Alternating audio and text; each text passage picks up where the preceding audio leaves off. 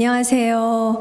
우리 신학과 새내기 여러분, 이렇게 영상으로 만나뵙게 돼서 너무나 반갑습니다.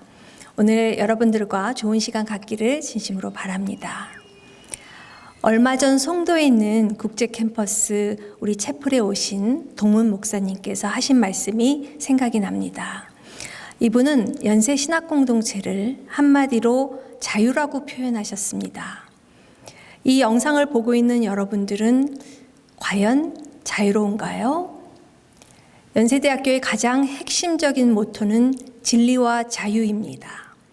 그런데 여기서 쓰고 있는 자유라는 말의 의미는 사용하는 사람들에 따라 다른 의미를 지닌 용어인 것 같습니다. 오늘 우리들이 함께 읽은 성경 구절 요한복음 8장 31절부터 36절까지의 말씀은 예수님과 유대인 사이에서 오고 갔던 자유에 대한 논의를 담고 있는 말씀입니다. 그 당시 아브라함의 자손인 유대인들에게 자유관에 대해 설명하고 있는 예수님의 말씀이 바로 요한복음 8장에 수록되어 있습니다. 너희가 내 말에 거하면 참 내 제자가 되고 진리를 알지니 진리가 너희를 자유케 하리라 라는 예수님의 말씀에 대해 유대인들은 다음과 같은 질문을 제기합니다. 우리는 아브라함의 자손이라 아무에게도 종노릇 한 적이 없는데 당신은 어찌하여 우리가 자유롭게 될 것이라고 말합니까? 그 당시의 정치적이며 종교적인 상황을 이해한다면 유대인들이 예수님께 제기한 질문은 너무나 당연한 질문이라고 볼 수 있습니다. 예수님 당시의 유대인들이 제기했던 것과 동일한 질문을 우리도 지금 제기할 수 있을 것입니다. 여러분들의 부모님 혹은 조부모님 중에는 일본의 강점을 경험했던 분들이 계실 것이고 그분들에게 있어서 자유란 조국의 상실과 연결되어 이해되며 일제의 압제에 대한 경험을 통해 명확히 이해될 수 있는 개념이었을 것입니다. 그러나 일제를 경험하지 못한 대부분의 세대에게 있어 자유란 당연히 얻어지는 것이며 이 시대의 모든 사람들이 쉽게 획득할 수 있는 공기와도 같은 것으로 인식되고 있습니다. 따라서 너희가 자유케 되리라 라고 하는 예수님의 말씀은 자신을 자유인으로 인식하는 그 당시의 유대인들과 지금 21세기를 살고 있는 현대인들에게 시대초가 착오적이며 모순적인 말씀으로 다가올 수도 있었던 것입니다. 그렇다면 예수님께서 말씀하신 자유란 과연 무엇입니까? 오늘의 성경 말씀은 우리에게 자유의 개념이 무엇인지를 다시 한번 생각하게 합니다. 자유란 용어를 어원적으로 그리고 철학적으로 살펴보면 두 유형으로 분류될 수 있습니다. 첫 번째는 소극적 형태의 자유이며 두 번째는 적극적 형태의 자유입니다. 먼저 소극적 형태의 자유는 타인에 의한 구속이나 통제를 받지 않는 상태의 자유를 지칭합니다. freedom from이라는 영어 관용구로 표현되는 소극적 형태의 자유는 자연적, 사회적, 정치적 해악으로부터 안전함을 경험하는 것 혹은 보호받는 것을 의미합니다. 이 유형의 자유는 다양한 형태로 나타날 수 있는데 최초로 인간들이 자유를 획득하려고 했던 대상은 자연이라고 설명할 수 있습니다. 즉 인간들은 자연의 질병, 추위, 홍수, 태풍 등의 자연적 재해로부터 자유롭기 위해 부락을 세우고 집을 짓고 피뢰침을 세우는 등의 노력을 통해 자연의 피해로부터 자유로워지려는 시도를 감행했던 것입니다. 자연으로부터 자유로워지고자 했던 최초의 인간들이 집단과 사회를 이루어 살면서 인간들은 점차 사회 제도로부터의 자유를 갈망하기 시작했습니다. 노예제도로부터의 자유를 부르짖었던 미국의 흑인 해방운동, 일본의 억압과 압제로부터 벗어나려고 했던 우리나라의 독립운동, 귀족과 신분사회로부터 벗어나려는 프랑스의 혁명 등은 바로 이 같은 소극적 형태의 자유를 잘 예시하고 있습니다. 이 같은 소극적 자유는 자연적 재해, 사회적, 정치적 억압으로부터 벗어나서 인간의 기본적 권리나 요구를 충족시키며 자신을 방어하고 보호하는 것을 의미합니다. 반면 자유의 두 번째 유형인 적극적 형태의 자유는 단순히 외부의 구속으로부터 벗어나거나 자신을 방어하는 차원의 자유를 넘어서 타인과 더불어 사는 삶 속에서 자신에게 의미 있는 목표를 세우며 이를 위해 능동적으로 노력할 수 있는 차원에서의 자유를 지칭합니다.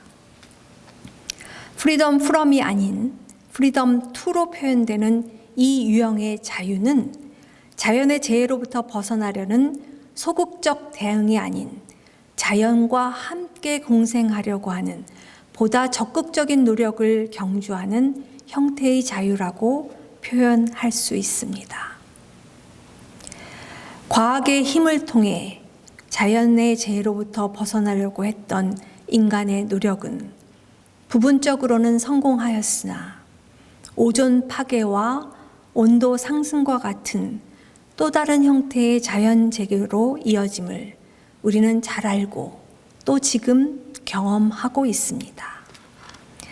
이는 인간의 보다 나은 삶과 권리만을 강조했던 과거의 모습보다는 인간이 가진 권리를 조금 억제하면서 자연과 함께 공생하려 하는 적극적 자유가 더욱 필요하다는 것을 잘 보여주는 좋은 예입니다. 적극적 자유의 또 다른 형태는 사회제도의 변혁 및 개선과 연계되어 살펴볼 수 있습니다. 2008년은 미국 역사상 가장 의미 있는 해로 기억되고 있습니다. 미국 대통령 선거에서 처음으로 흑인 대통령이 선출되어 미국 국민들은 역사적인 순간을 경험하기도 했습니다.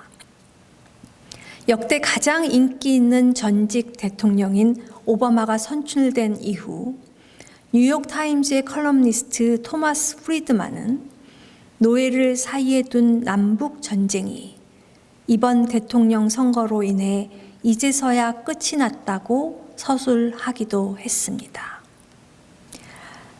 이 뉴욕타임즈의 컬럼은 자유를 갈망하고 인간적 삶을 살려고 노력했던 흑인들의 투쟁이 이제야 완성되었다고 선포하였습니다. 노예 해방을 통해 소극적 의미의 정치적 자유는 이미 획득되었지만 적극적 의미의 자유는 지난 100수십 년 동안 인간의 노력을 통해 서서히 진행되고 있었음을 역사를 통해 우리는 살펴볼 수 있습니다. 적극적 자유란 자신의 권리를 주장하고 사회의 제도를 비판하는 형태의 소극적 자유를 넘어서서 자신의 권리와 특권을 포기하는 일이 있더라도 더 큰 본질적 가치를 위해 노력하는 것을 의미합니다. 달리 설명하여 적극적 자유는 타인과 더불어 공동의 선을 지향하며 본질적 가치를 실현하기 위해 적극적으로 노력하는 것을 포함하고 동시에 더 큰 형태의 자유를 실현하기 위해 자신의 작은 자유를 억제하고 희생하는 것을 강조하는 유형의 자유라고 볼 수 있습니다. 이 같은 두 유형의 자유는 인간의 역사를 통해 연계되고 있음을 우리는 알고 있습니다. 적극적 자유는 소극적 자유를 전제로 해야만 그 실현이 가능하며 소극적 자유는 적극적 자유의 형태로 진행될 필요가 있음을 우리가 알 수 있습니다.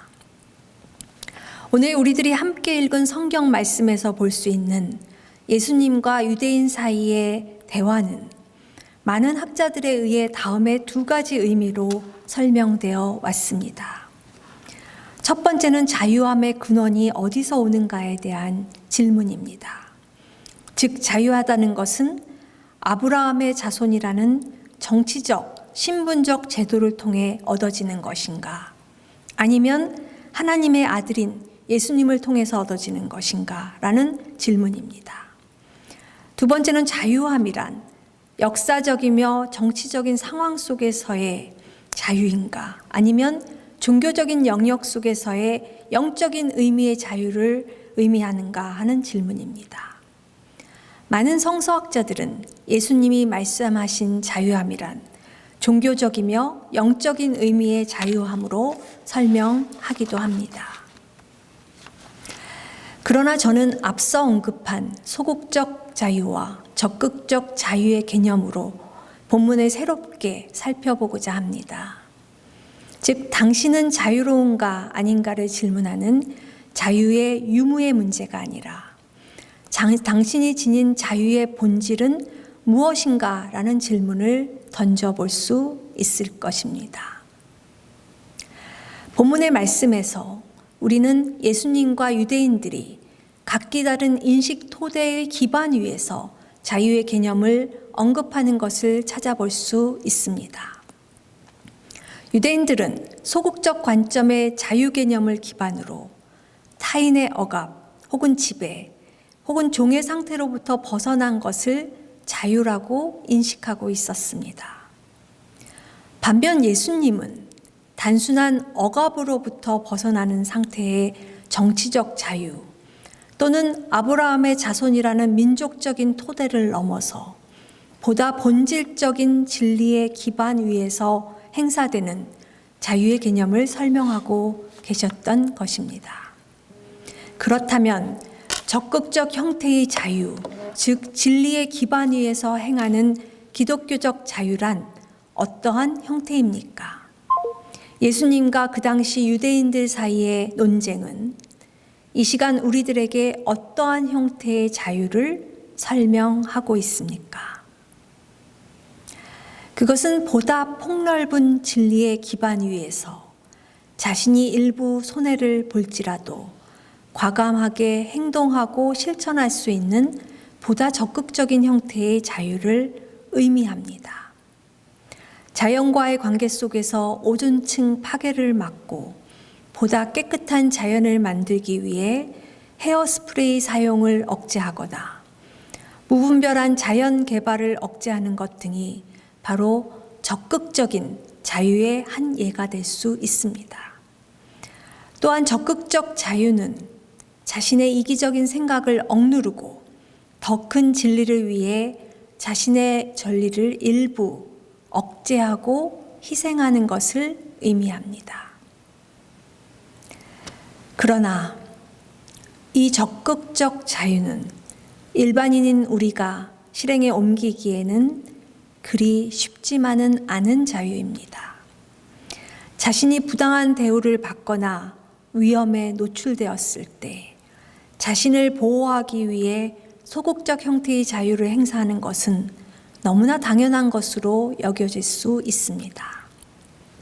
그러나 자신이 당연히 누릴 수 있는 권리를 포기하고 더 큰 기독교적 진리를 위해 그리고 타인을 위해 자신을 희생하면서 더 나은 사회를 만들기 위해 노력해야 하는 이 같은 자유의 개념은 기독교인의 경우에도 쉽게 이해되고 실천되는 유형의 자유가 아닙니다. 그래서 영국의 유명한 교육 철학자인 R.S. 피터스는 이를 Paradox of Freedom이라고, 즉 자유의 역설이라고 명명하기도 하였습니다. 또한 프랑스의 철학자 레비나스는 자유인이란 그의 이웃에 담보 잡혀 있다고 서술하기도 하였습니다.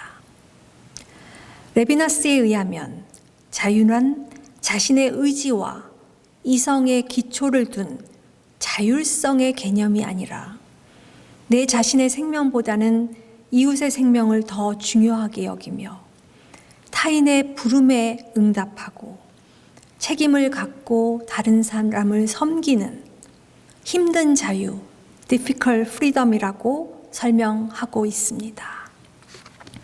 즉, 진정한 의미의 자유란 자신이 언제든지 할 수 있는 자유를 가지고 있음에도 불구하고 본질적 가치와 진리를 위해 자신의 작은 자유를 포기하고 타인에 대해 책임을 수행하는 것, 이것이 바로 자유의 역설적인 측면이며 자유의 또 다른 이름인 것입니다.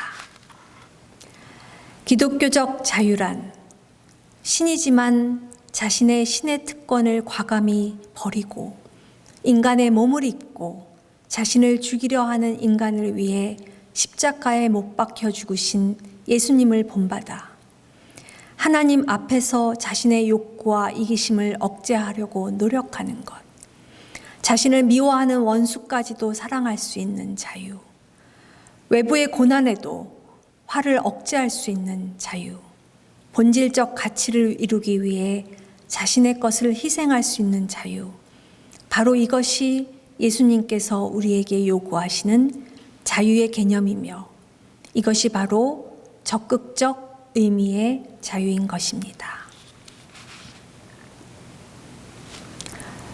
이 시점 우리는 우리 자신에게 다음과 같은 질문을 던져볼 수 있을 것입니다.